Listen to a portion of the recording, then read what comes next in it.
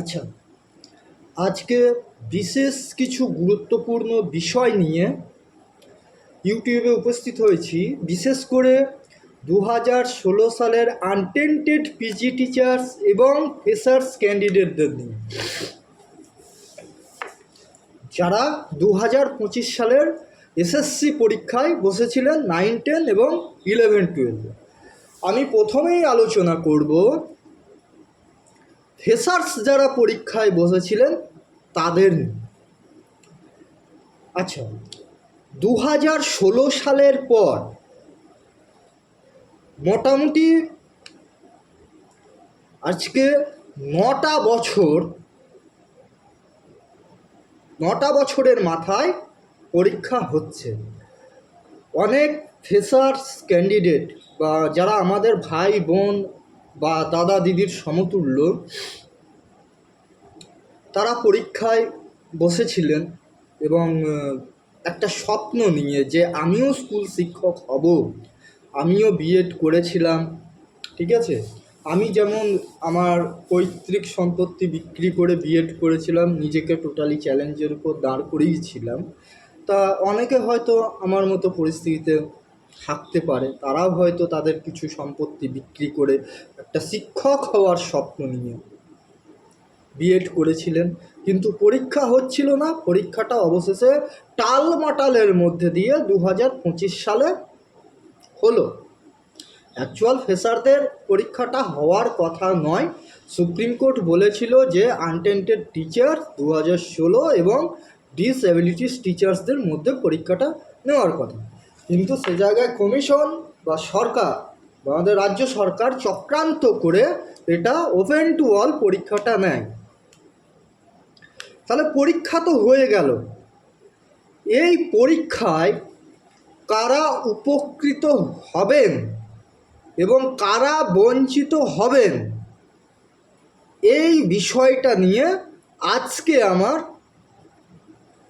ইউটিউবে আসা। আপনারা একটু মনোযোগ সহকারে সকলেই শুনবেন, তাহলে বিষয়টা পরিষ্কার হবে আপনাদের সকলের কাছে। প্রথমে আসি ফ্রেশার্সদের কথায়। একজন ফ্রেশার্স ক্যান্ডিডেট, মেধাসম্পন্ন ফ্রেশার্স ক্যান্ডিডেট, কারণ সকলেই তো পড়াশোনার মেধা নিয়ে জন্মায় না। মানে কিছু মানুষের মেধা থাকে, হয়তো আমি যেমন পড়াশোনার দিকে মাধ্যমিকে 2nd ডিভিশন, ঠিক আছে, আবার তারপরে আবার নিজের মধ্যে জেদ চেপে গেল যে আমাকে একটু ভালো পড়াশোনা করতে হবে, আমাকে স্কুল শিক্ষক করতে হবে, তো উচ্চ মাধ্যমিকে 1st ডিভিশন। আমাদের সময় অবশ্য সেই 1000-এর মধ্যে পরীক্ষা দিয়ে 1st ডিভিশনটা হয়েছিল 2006 সালে আমার উচ্চ মাধ্যমিক। তা যারা ফ্রেশার্স তাদের বেশিরভাগ বা 99% অংশটাই কিন্তু বেস্ট অফ 5-এর মাধ্যম দিয়ে পরীক্ষাটায় এসছে একটা স্বপ্ন নিয়ে যে তোমরাও স্কুল শিক্ষকতার পেশায় নিযুক্ত হবে। তা এখানে তোমরা কমিশনে আন্দোলন করেছিলে, তা কমিশন বা চেয়ারম্যান একটা জবাব তোমাদের দিয়েছিল যে আমরা কাদের নিয়োগ করব না, যাদের অভিজ্ঞতা আছে সেই সমস্ত শিক্ষক শিক্ষিকাদের নিয়োগ করব, তোমাদের কথা আমরা ভাবছি। তাহলে তোমরা পরীক্ষা দিলে কেন, মানে পরীক্ষায় বসালো কেন তোমাদের কমিশন? দেখো, প্রথম কথা হচ্ছে যে কমিশনটা হচ্ছে একটা দুর্নীতিগ্রস্ত, একটা টাকা খেগো কমিশন, ঠিক আছে, যার কাজই হচ্ছে যে অসৎ উপায় অবলম্বন করে টাকা কিভাবে আমি তুলব। ওকে, এখানে এক্সপিরিয়েন্সের যে নাম্বার, সেটা 2016 সালের আনটেন্টেড টিচার ছাড়া প্যারা teacher, part time teacher, contractual teacher, KVS, NVS, আরও কোথাকার টিচার, তাদেরও দেওয়ার চেষ্টা করছে, কারণ তাদের কাছ থেকে টাকা তুলে তাদেরকে নিয়োগ দেওয়ার একটা ধান্দা কমিশন করছে, যেটা কিন্তু সুপ্রিম কোর্ট তার কোর্ট অর্ডারে কোথাও বলেন যে এক্সপিরিয়েন্স নাম্বারটা সবাইকে দেওয়ার কথা বলা হয়েছিল। 2016 সালে যারা আনটেন্টেড টিচার, ঠিক আছে, যারা ভুক্তভোগী, তাদেরকে বিশেষ সুবিধা দিয়ে, বয়সের ছাড়সহ বিশেষ সুবিধা দিয়ে নিয়োগ করার কথা। ওকে, তাহলে ফ্রেশার যারা আছো তাদেরকে আমি একটা বিষয় ভালোভাবে বোঝাই, আমার সাবজেক্ট দিয়ে বোঝাই, তাহলে তোমরা বিষয়টা ভালো বুঝতে পারবে যে কারা তোমাদের প্রতিদ্বন্দ্বী আর কারা প্রতিদ্বন্দ্বী নয়। ঠিক আছে, কারা তোমাদের সিটগুলো রিজার্ভ করছে, কারা রিজার্ভ করছে না বা করতে চাইছে না। আচ্ছা, 2016 সালে যখন প্রথম টেন্টেটিভ একটা ভ্যাকেন্সি দেওয়া হয়, সেখানে পিজির জন্য 6000+ সিটে নিয়োগ করার কথা বলা হয়েছে, কিন্তু আলটিমেট যখন নিয়োগ হয় তখন সেটা কমে 5500-এ করা হয়েছে। তার মানে কি, ভ্যাকেন্সিটা কমিয়ে দেওয়া হলো। তা এক্ষেত্রে যে ভ্যাকেন্সিটা আছে সেটা বাড়বে না কি কমবে, সেটা টোটালটাই কমিশনের উপর ডিপেন্ড করে। তোমরা এর জন্য আন্দোলন করো, কারণ ভ্যাকেন্সি বাড়ানোর জন্য কোর্টের দ্বারস্থ হয়ে কিছু লাভ হবে না। ঠিক আছে, আমি 8 বছর যাবৎ 2018 সাল থেকে 2025 সাল পর্যন্ত বিভিন্ন কেস পরিচালনা করেছি। প্যানেল প্রকাশটাও আমার করা, আমার অভিজ্ঞতা থেকে আমি কিন্তু কথাগুলো বলছি এবং আজকে ইউটিউবের মাধ্যমে তোমাদের সামনে উপস্থাপন করার চেষ্টা করছি। তোমরা সকলে একটু ভালোভাবে বুঝে নাও। তাহলে প্রথম গেল যে টোটাল ভ্যাকেন্সির একটা পয়েন্ট, সেখানে আমরা 2016 সালে যারা তোমাদের মতোই অবস্থা নিয়ে, আমি ফ্রেশার হিসাবেই পরীক্ষা দিয়েছিলাম, ইন সার্ভিস নয়, আর 2016 সালের ফার্স্ট এসএলএসটিতে কোনো রকম এক্সপিরিয়েন্স নাম্বার কিন্তু যুক্ত করা হয়নি। ঠিক আছে, সেই গ্যাজেটে কিন্তু যুক্ত করা হয়নি। যারা তৎকালীন সময় ইন সার্ভিস পরীক্ষা দিয়েছিলেন তাদের কিন্তু এক্সপিরিয়েন্স নাম্বার ছাড়াই পরীক্ষায় বসতে হয়েছিল। কিন্তু এখানে কেন এমনটা হলো, যেহেতু সুপ্রিম কোর্ট বলেছে শুধুমাত্র 2016 সালের আনটেন্টেড টিচার বা নবম দশম একাদশ দ্বাদশ শ্রেণীর শিক্ষক শিক্ষিকা যারা 2016 সালের এসএলএসটির মাধ্যমে চাকরি পেয়েছিলেন বা দুর্নীতি মুক্ত সহকারে চাকরি পেয়েছিলেন, তাদেরকে এই সুবিধাটা দেওয়ার কথা বলেছে। এই জায়গাটায় তোমরা যদি ভাবো যে 10 নাম্বারটা তুলে দেওয়া হোক, কিন্তু তোমরা কিন্তু পারবে না। আর এই বিষয়ে হাইকোর্টে অনেক উকিল আছে যারা তোমাদের কাছ থেকে প্রথমে মিষ্টি মধুর ভাষায় কথা বলবে, টাকাটা নেবে, তারপরে তার আসল রূপ শুরু করবে। সেই সমস্ত উকিলদের থেকে দূরে থাকো। ঠিক আছে, ইতিপূর্বে আমাদের প্যানেল বাতিলের জন্য আমাদের হাইকোর্টের কোনো উকিলই দায়ী, অন্য কেউ কিন্তু দায়ী নয়। হ্যাঁ, দুর্নীতি হয়েছে, কিছু ওয়েটিং ক্যান্ডিডেট যারা ওয়েটিংয়ে ছিল তারা গিয়েছিল সুবিচারের আশায়। ঠিক আছে, তাদেরকে ভালোভাবে প্রথমে ব্রেন ওয়াশ করিয়ে তাদের কাছ থেকে কেস যাবৎ টাকা নিয়ে তারাই প্যানেলটা বাতিল করিয়েছে। ঠিক আছে, তাদের তো উচিত ছিল না, এখানে তো আনটেন্টেড টিচারদের সংখ্যাটাই বেশি। ঠিক আছে, 9-10-এ 8% দুর্নীতি আর 11-12-এ 14% দুর্নীতির জন্য কিভাবে গোটা প্যানেলটা বাতিল হতে পারে, তাদের তো এই ধারণাটাই আসা উচিত ছিল, অন্তত তাদের মানবিকতার দিক থেকে। কিন্তু তারা করেনি। তারা হাইকোর্টে যখন প্যানেল বাতিলের মামলাটা ওঠে, সমানে চেঁচিয়ে গেছে যে প্যানেলটাকে বাতিল করা হোক, প্যানেলটাকে বাতিল করা হোক। সুপ্রিম কোর্টের মামলা ক্ষেত্রেও আমরা তাদের ভূমিকা কিন্তু দেখেছি যে বারবার চেঁচিয়ে গেছে প্যানেলটাকে বাতিল করা হোক, প্যানেলটাকে বাতিল করা হোক। আসলে তিনি একজন বিশেষ রাজনৈতিক দলের উচ্চপদস্থ নেতা। ঠিক আছে, আর উদ্দেশ্যই হচ্ছে যে আমার দলটা যদি এর মাধ্যম দিয়ে কোনো সুবিধা পেতে পারে, ঠিক আছে, তাহলে হয়তো আমার দলটা আবার ক্ষমতায় ফিরে আসবে। এখন ইন্টারনেটের যুগ, আপনাদের সময় ইন্টারনেট ছিল না, উকিলবাবুরা এটুকু স্মরণে রাখবেন। হ্যাঁ, এখন খবর ছড়াতে আর মানসিক বৌদ্ধিক জগৎ কতটা উন্নত সেটা যদি আপনারা বুঝে না থাকেন, আপনারা মূর্খের স্বর্গে বসবাস করছেন। কারণ ওই ধরনের চিড়ে ভেজানো বক্তব্য দিয়ে হয়তো কিছু মানুষ যারা বোদ্ধা, কিছু বোঝে না, তাদের ব্রেন ওয়াশ করতে পারবেন, কিন্তু যারা বোঝে তারা ওখানে কিন্তু আপনার ব্যবস্থা করে দিয়ে চলে আসবে। আচ্ছা, সুতরাং এই সমস্ত উকিলদের থেকে দূরে থাকুন, ঠিক আছে? যারা ওয়েটিংদের হয়ে পরীক্ষা বাতিল করার জন্য গিয়েছিল, তাদের কাছ থেকেও দূরে থাকুন। আমিও গিয়েছিলাম, আমাকে বলতে পারেন দাদা তাহলে আপনি SLP 41453 দিয়ে কেন গেলেন? দেখুন, আমার যেটা বক্তব্য ছিল যে 2016 সালের যারা আনটেন্টেড টিচার তারা পরীক্ষায় কেন বসবে? পরীক্ষার নোটিফিকেশান যেহেতু বার হয়েছে, গ্যাজেটে যেহেতু অসংখ্য ভুলভ্রান্তি আছে, সেগুলো মডিফিকেশান করে, ঠিক আছে, ফ্রেশার্সদের যারা পরীক্ষায় বসতে পারেনি তাদের পরীক্ষাটা নেওয়া হোক। এই ছিল আমার বক্তব্য কেসে, যে কারণের জন্যই কিন্তু সুপ্রিম কোর্ট আমার কেসটা খারিজ করতে পারেনি বা কেসে হাত দেওয়ারও ততটা সাহস পায়নি। কিন্তু ওদেরগুলো কাদের হয়ে আসছো? সঞ্জয় কুমার শুনছেন, বিচারপতি সঞ্জয় কুমার শুনছেন যে ওয়েটিং না টেন্টেড, শুধু এইটুকু শুনছে, দেখার প্রয়োজন মনে করছে না, টান মেরে ফেলে দিচ্ছে। এইটা সবসময় মাথায় রাখবেন। তাহলে ওই সমস্ত বাতেলাবাজ উকিলদের থেকে দূরে থাকুন। 2 নম্বর কথা হচ্ছে, যেটা ভালোভাবে বুঝবেন, 2016 সালে মানে আমি যখন পরীক্ষা দিই তখন আমার সাবজেক্ট হচ্ছে ইতিহাস। তাহলে ইতিহাসের জেনারেল ক্যাটাগরিতে ভ্যাকেন্সি ছিল কটা? 68টা। তাহলে 68টা ভ্যাকেন্সিতে প্রতিদ্বন্দ্বিতা করে, ঠিক আছে, শিক্ষক শিক্ষিকার আজকে আমরা হয়েছি। আমি SC ক্যাটাগরি, আমার সেখানে ভ্যাকেন্সি ছিল 64টা, আর বর্তমানে ভ্যাকেন্সি হচ্ছে 91টা, মানে 27টা ভ্যাকেন্সির ডিফারেন্স। তাহলে 68টা ভ্যাকেন্সি ছিল, তা সেই ভ্যাকেন্সিটা বর্তমানে বেড়ে হয়েছে 179টা। মানে তাহলে 179 থেকে 68 বাদ দিলে কত হয়? 111টা ভ্যাকেন্সি। তাহলে পিজিতে কতজন টিচার 2016 সালে রিক্রুটমেন্ট পেয়েছিল?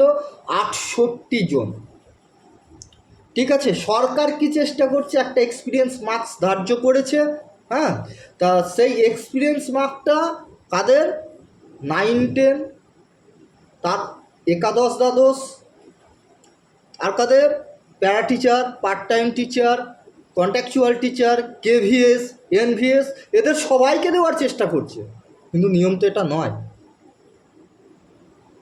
আমি একজন পিজির শিক্ষক বা 11-12-এর শিক্ষক, আমি যদি মনে করি যে এই আমার মানে সার্ভিসের অভিজ্ঞতাটা নিয়ে আমি কলেজ সার্ভিসে ইনক্লুড করব, সেটাকে কি আমাকে কলেজ সার্ভিস করতে দেবে? কারণ আমার ওপরের পোস্ট হচ্ছে কলেজ সার্ভিস, তা কলেজ সার্ভিস কি আমাকে করতে দেবে? কখনোই করতে দেবে না। তাহলে একজন 9-10-এর টিচার কিভাবে একজন সে উঁচু পোস্টে এক্সপিরিয়েন্স নাম্বারটা পায়? না সে 9-10, না সে 11-12-এর খাতা দেখে, না সে উচ্চ মাধ্যমিকের পরীক্ষার খাতা দেখে, ঠিক আছে? তাহলে কোনো দায়িত্বই সে পালন করে না, মানে কোনো রুলস এবং রেগুলেশনে নেই যে 9-10 টিচারদের আপনি বাধ্য করতে পারেন 11-12-এর ক্লাস নেওয়ার জন্য। এবার যে স্কুলে হয়তো 11-12-এর একজন শিক্ষক নেই, একটা সাবজেক্টের শিক্ষক নেই, স্কুলটা চলছে না, হেডমাস্টার তাকে অনুরোধ করতে পারেন, কিন্তু সে সেটা করবে কি না করবে সম্পূর্ণ সেই 9-10-এর শিক্ষকের ব্যক্তিগত ব্যাপার, ঠিক আছে? কিন্তু একজন পিজি টিচারের দায়িত্ব থাকে সমগ্র স্কুলটাকে পরিচালনা করার। সমগ্র স্কুল মানে আপনার 9, 10, 11-12, তারপরে আপনার আপার প্রাইমারি ক্লাসগুলো তার সাবজেক্টে ঠিকঠাক মতো পরিচালনা হচ্ছে কি না সে দেখার। সেই 11-12-এর যেমন সংশ্লিষ্ট ক্লাসের দায়িত্বটা বহন করে, ঠিক তেমনই 9-10-এরও ক্ষেত্রেও তাই। সে মধ্যশিক্ষা পর্ষদের কাছ থেকে চিঠি পায় মাধ্যমিকের খাতা দেখার জন্য। কোনো 9-10 শিক্ষক বা শিক্ষিকাকে চিঠি দেওয়া হয় মানে হায়ার সেকেন্ডারি ডিপার্টমেন্ট উচ্চ মাধ্যমিকের খাতা দেখার জন্য? কখনোই নয়, ঠিক আছে? তারপরে একজন পিজির টিচার 11-12-এর ক্লাস তো নেন, 9-10-এরও নেন, আপার প্রাইমারিরও নেন, আপার প্রাইমারির ক্লাসও নেন, বা 5 to 8-এর ক্লাসও নেন, খাতাও দেখেন, ঠিক আছে, পরীক্ষারও বন্দোবস্ত করেন, সমস্ত একটা স্কুলের টোটাল দায়িত্বটাই কিন্তু একজন পিজি শিক্ষকের উপর বর্তায়। কিন্তু একজন 9-10 টিচারের উপর কিন্তু বর্তায় না। সুতরাং তিনি কিভাবে পিজিতে এক্সপিরিয়েন্স মার্কস পেতে পারে? তাহলে এই ষড়যন্ত্রটা তৈরি করেছে কে? কমিশন। আর কারা? যারা 9-10-এর নেতা। দেখুন, বেশিরভাগ মঞ্চর বা বেশিরভাগ সংগঠনের, চাকরিহারা সংগঠনের নেতা হচ্ছে 9-10। পিজির কোনো নেতা আছে? যারা আছে তারা হচ্ছে গাধা।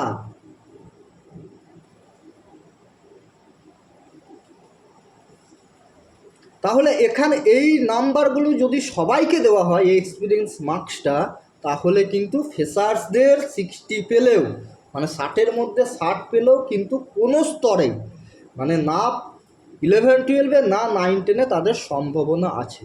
এবার এই মার্কসটা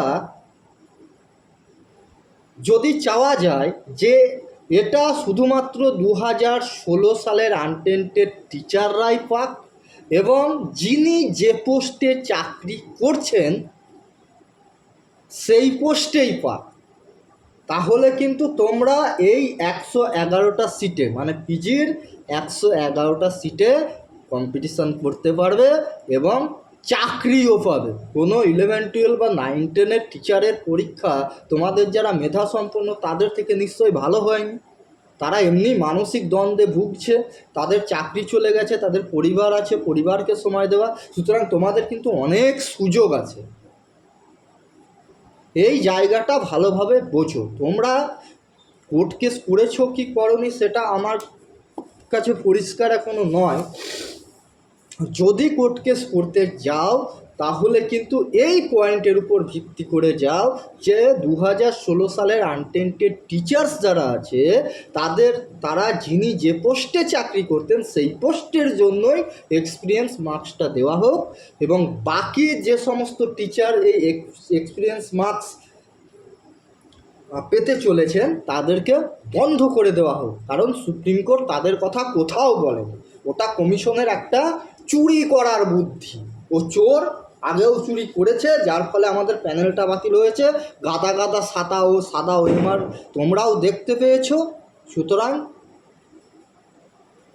চোরের যুক্তি শুনে ভাই বা বোন বা দাদা বা দিদি তোমরা চলো না, ঠিক আছে? তোমরা কোর্টের দ্বারস্থ হও, এই পয়েন্টটা নিয়ে হও। দেখো তোমাদের চাকরি পাওয়ার সম্ভাবনা প্রচুর প্রচুর থাকবে। আমি যে এই 68টা ভ্যাকেন্সির কথা বললাম ইতিহাস জেনারেল ক্যাটাগরিতে, এই ভ্যাকেন্সির মধ্যে আবার বেশ কিছুজন আমার বন্ধুবান্ধব কিন্তু কলেজ সার্ভিসে পেয়ে গেছে। সুতরাং সেখানে দেখা যাচ্ছে যে মোটামুটি 15 জন বা 20 জন কলেজ সার্ভিসে পেয়ে গেল, তাহলে তোমাদের ভ্যাকেন্সিটা আরও বেড়ে গেল, আরও বেড়ে গেল। তোমরা এই জায়গাটা ভাবো, ঠিক আছে? তোমরা এই জায়গাটায় কম্পিটিশান করো আর আন্দোলনের মাধ্যম দিয়ে ভ্যাকেন্সি আপডেটটা চাও। দেখো সেটা কমিশন কতদূর কী করবে আমার জানা নেই, কিন্তু আমাদের সময় ভ্যাকেন্সি বাড়ায়নি, কমিয়ে দিয়েছিল, ঠিক আছে? তোমাদের ক্ষেত্রেও কিন্তু কতটা কী হবে সেটা বলতে পারবো না, কিন্তু তোমাদের চাকরি পাওয়ার অনেক উপায় আছে, যার মধ্যে যেটা বললাম সেটা হচ্ছে প্রধান, ঠিক আছে? এই যুক্তির ওপর তোমরা আদালতের দ্বারস্থ হতে পারো। এইবার আসি পিজির টিচারদের কথা। তা পিজির টিচারদের অবস্থাও কিন্তু একই, কারণ তার ভ্যাকেন্সিতে ভাগ বসাতে আসছে যেমন 9-10, তেমন প্যারা teacher, part time teacher, contractual teacher, NVS, KVS. তাহলে আপনি যে 68টা ভ্যাকেন্সির মধ্যে চাকরি পেয়েছিলেন, তা আপনার নাম্বার দেখা গেল আপনি 58 নিয়ে লাফাচ্ছেন, ঠিক আছে? তা একজন 59 বা 60 পেয়ে বসে আছে টাকা দিয়ে, আর যেভাবে মানে গণটোকাটুকি হয়েছে তার মাধ্যম দিয়ে, তখন আপনার অস্তিত্বটা কোথায় থাকবে? থাকবে তো? নিজেকে প্রশ্ন করুন, থাকবে না। সুতরাং আপনিও চান যে যিনি যে পোস্টে চাকরি করতেন এক্সপিরিয়েন্স নাম্বারটা সেই পোস্টের জন্য বরাদ্দ করা হোক। এই নিয়ে আদালতে মামলা করতে আমরা চলেছি। Post graduate teachers welfare fund, ঠিক আছে? আপনারা আপনাদের পে ইন স্লিপ এবং স্যালারি SMS-এর স্ক্রিনশট আমার মোবাইল নাম্বার বা হোয়াটসঅ্যাপ নাম্বার 9593336405 এতে পাঠিয়ে গ্রুপে যুক্ত হন, নাহলে সর্বনাশ কিন্তু আপনার হবে। আপনি যদি পিজি টিচার থেকে বঞ্চিত হন, যদি 9-10-এ চাকরি করেন, ঠিক আছে, আজকে যে উকিল গিয়েছিল যে আমাদের প্যানেল বাতিল করার জন্য, ঠিক আছে, সেই উকিল কিন্তু আপনাকে ছাড়বে না, প্লাস সরকারও কিন্তু ছাড়বে না। আপনি নিজের পোস্টটা আঁকড়ে ধরে বেঁচে থাকার চেষ্টা করুন।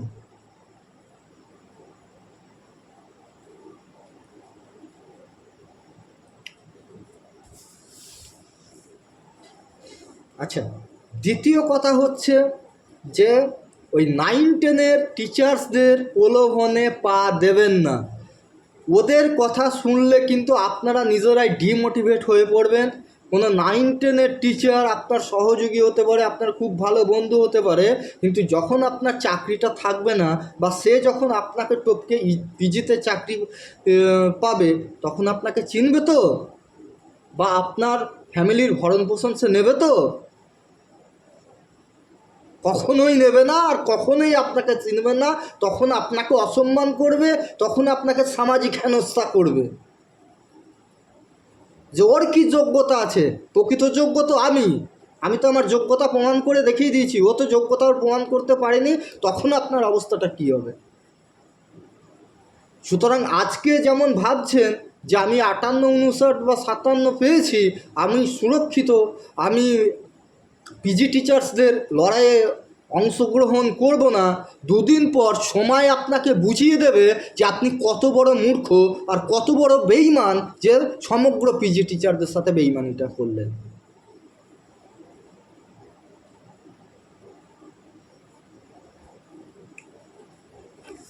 ঠিক আছে, দ্বিতীয় কথা যেটা 9-10-এর টিচারগুলো প্রচার করছে, কেস করলে যদি আটকে যায়। দেখুন, আমরা গ্যাজেটের ক্লিয়ারিফিকেশান চাইতে চলেছি, ঠিক আছে, গ্যাজেট পরিবর্তন নয়। আর গ্যাজেট পরিবর্তন কারোর বাবারও ক্ষমতা নেই করার। হ্যাঁ, সুতরাং ওই ক্লিয়ারিফিকেশানটা যদি চাওয়া যায়, তাহলে গ্যাজেটটা কোর্ট মডিফিকেশান ওইটুকু জায়গায় করে দিতে পারে। আচ্ছা, আর কি চাইতে চলেছি? এখানে একটা বিশাল খেলা কমিশন শুরু করেছে। কি খেলা? যে ডেমনস্ট্রেশনের জন্য 10 মার্কস, মানে ফুল ইন্টারভিউয়ের জন্য 20 মার্কস। আপনি 9-10-এর টিচার হন বা পিজির টিচার হন, ঠিক আছে, আজকে 6 থেকে 7 বছর আপনি স্কুলে পড়ালেন, সেটা কি ফালতু? এত ছেলে মেয়ে মানুষ করলেন, সেটা কি ফালতু যে আপনাকে 10 নম্বরের ডেমো দিতে হবে? ওই ডেমোরও ব্যবস্থা করা হবে, ঠিক আছে। যিনি যে পোস্টে চাকরি করতেন, তাকে যাতে ডেমোর নাম্বারটা সেই পোস্টে ফুল মার্কস দেওয়া হয়, তার জন্য চেষ্টা করা হবে। কি বললাম? যিনি যে পোস্টে চাকরি করতেন, তাকে যাতে সেই পোস্টের জন্য ডেমো মার্কসটা ফুল মার্কস দেওয়া হয়, তার জন্য ব্যবস্থা করা হবে। তার মানে আপনি এদিকে 10, ওদিকে 10, 20 এমনি এগিয়ে থাকবেন। বিষয়টা বুঝুন, আপনার পোস্ট থেকে আপনাকে কেউ সরাতে পারবে না। আমরা সেই চেষ্টা করছি। সুতরাং ওই 9-10-এর নেতাদের কথা শুনে আপনি চলবেন না। ওরা কি করেছে আজকে আমাদের জন্য? না বাঁচাতে পেরেছে প্যানেল, না পরীক্ষা যে নোটিফিকেশান গ্যাজেট বার হয়েছিল তাকে চ্যালেঞ্জ জানিয়ে কোনো মামলা করেছে, কেউ করেন। সেই মামলা করেছি আমি। হাইকোর্টে 5টা ডিভিশন বেঞ্চে অর্ডার বার হয়েছিল গ্যাজেট মডিফিকেশান করার জন্য, 10 নম্বর চাওয়ার জন্য। তারা এতটাই মূর্খ যে তারা 10 নম্বর চেয়ে বসে আছে। কেন? ওই নাম্বারটা বেশি করে চা, তার জন্য তো হরিয়ানা হাইকোর্টের অর্ডার আছে 24 নম্বর চা বা 30 নম্বর চা।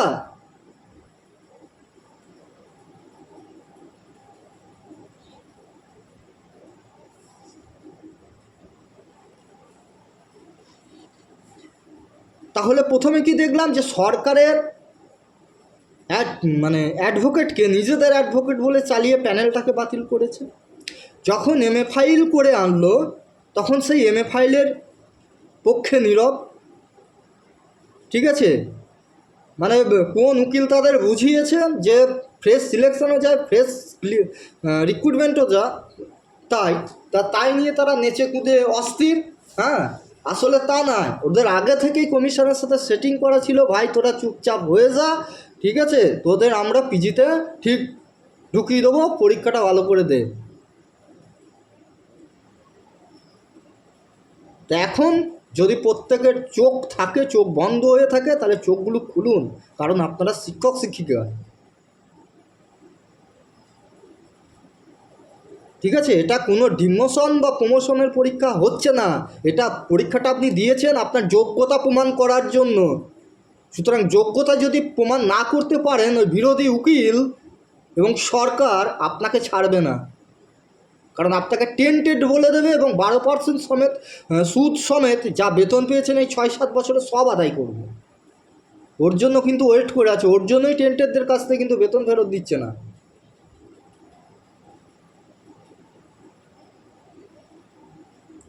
ঠিক আছে, তাহলে পর্ষদের ফাইলের বিরুদ্ধে কোনো প্রতিবাদ নেই।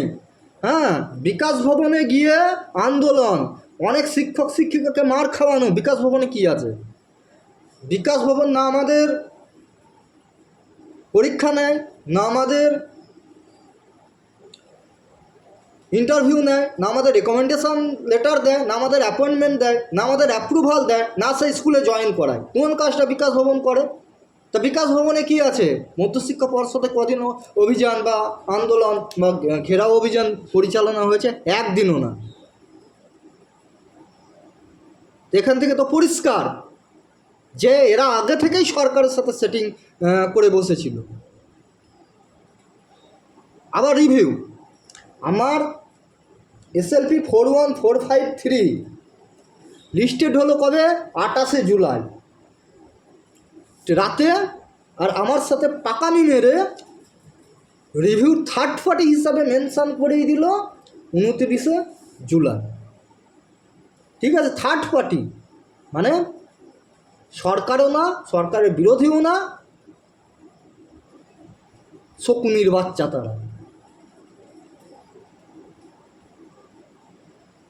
তাহলে সেই রিভিউ টেকে, তা রিভিউ গেল জলে। এখন নিয়ে উঠে পড়ে লেগেছে কিউরেটিভ, সেটাও যাবে জলে।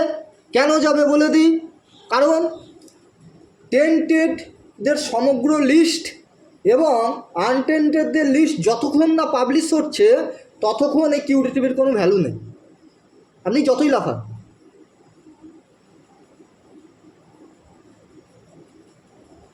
আমিও চাই আমার পুরানো চাকরিটা ফিরে পেতে, কিন্তু তার জন্য তো কিছু ওয়ে আউট আছে। তাহলে আমাকে তো সঠিক সিস্টেম অনুযায়ী হাঁটতে হবে। আমি যদি একদম মাথায় গিয়ে বসে থাকি, ভেতর দিয়ে যদি না যায়, তাহলে আমি ফোকলা, যখন তখন তো সে জায়গা থেকে পড়ে যাব। অ্যাকচুয়াল হবেও তাই। টেন্টেড আনটেন্টেড লিস্টটা কে বার করবে? এর জন্য কি পদক্ষেপ নিয়েছে? আর এই যে KVS NVS pair teacher part time teacher এই যে উড়ে এসে তাদের সিটে জুড়ে বসছে, তাহলে এর জন্য তাদের নেতারা কি পদক্ষেপ নিয়েছে? কোনো পদক্ষেপ নিয়েছে কি? আমি না হয় পিজির টিচার, আমরা না হয় পিজির টিচার, আমরা পিজিদের স্বার্থ সুরক্ষা করার জন্য আমরা পদক্ষেপ নিচ্ছি, গ্রহণ করছি, ঠিক আছে। আপনাদের হাতে ঘা লাগছে, আপনাদের প্রমোশন আটকে যাচ্ছে বলে, হ্যাঁ, আপনারা উল্টো পাল্টা প্রচার করছেন। আপনারা কি পদক্ষেপ নিয়েছেন আপনাদের টিচারদের বাঁচানোর জন্য?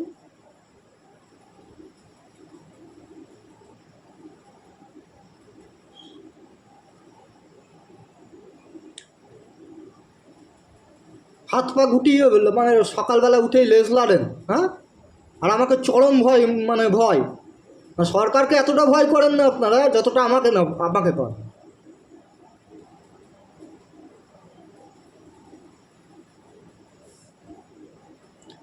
পরিষ্কার কথা শুনে রাখুন, পিজিতে আসবেন 9-10 হোক, সে para teacher part time teacher KVS NVS হোক, ফ্রেশার হিসাবে আসবেন, কোনো এক্সপিরিয়েন্স নাম্বার পেতে দেবো না। আর ডেমোতেও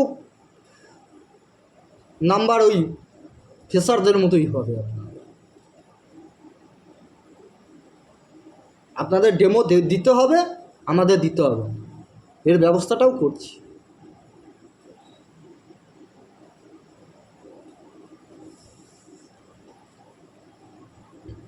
সকালবেলা উঠে শুরু করবে মানুষকে ভুলভাল বোঝানো, ঠিক আছে, তা বুঝিয়ে কী লাভটা হলো?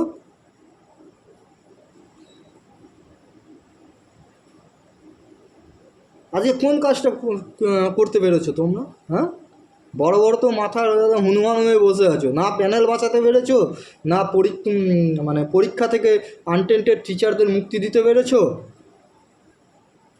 না রিভিউ বাঁচাতে পেরেছো। কি করেছো? লোকের কাছ থেকে তো কোটি কোটি টাকা তুলে একজন একজন লিডার মানে ফ্ল্যাট থেকে ফ্লাইট পর্যন্ত বানিয়ে ফেলেছো, যা শুনি। হুম, না আগের প্যানেল বাতিলের আগে তোমাদের কেস সংক্রান্ত কোনো অভিজ্ঞতা আছে? গিয়েছো একটা কেসের অর্ডার দেখাতে পারবা নিজেদের নামে, যে সবার সকলের স্বার্থে একটা মামলা লড়তে গেছো? এই পিজি টিচারদের বারবার বলছি, এই সমস্ত 9-10 টিচারদের থেকে দূরে থাকুন। ভুগবেন আপনি, চাকরি হারালে ভুগবেন কিন্তু আপনি, আপনার সামাজিক সম্মান যাবে, আপনার বেতন যাবে, আপনি মনস্তাপে ভুগবেন, হতাশায় ডুববেন, শেষে আত্মহত্যার দিকে অগ্রসর হতে হবে আপনাকে। তাছাড়া কিন্তু কোনো উপায় দেখছি না।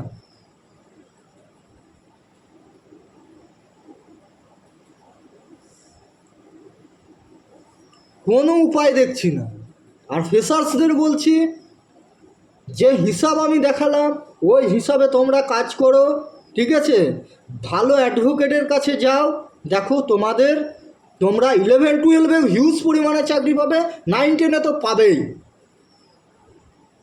আর যদি কথা না শুনে যদি বেশি টেরাবেড়া করতে যাও, তাহলে কিন্তু এই 10 বছরের মাথায় যে পরীক্ষাটা হয়েছে, সেই পরীক্ষাটা যদি ক্যান্সেল হয়ে যায় তোমাদের এই আলতু ফালতু কেস করার কারণে, ঠিক আছে, তাহলে কিন্তু আর জীবনেও পরীক্ষা এই মমতা ব্যানার্জি থাকাকালীন আর দিতে হবে না।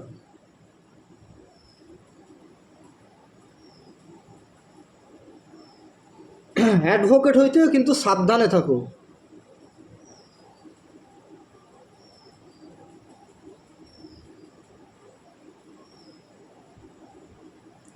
হ্যাঁ, ওরা বলবে যে প্যানেল তো বাতিল হয়েছে, তাহলে এরা কিভাবে এক্সপিরিয়েন্স নাম্বার পেতে পারে? আরে ভাই, সুপ্রিম কোর্টই তো বলে দিয়েছে, অ্যাডভোকেট কি চোখে মানে আঙুল ঢুকিয়ে বসে থাকে নাকি?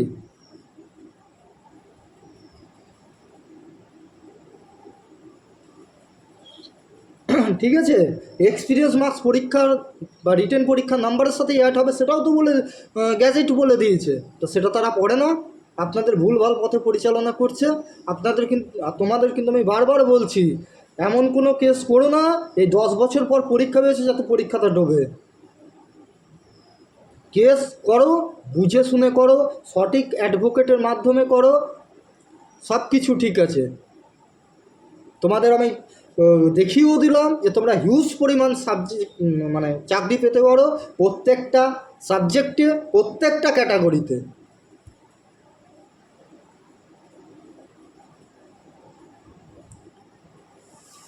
ঠিক আছে, সকলকে লক্ষ্মী পুজোর শুভেচ্ছা। আজকের দিনটা ভালো কাটান। আমার আজকে বক্তব্য এইটুকুই ছিল। ধন্যবাদ।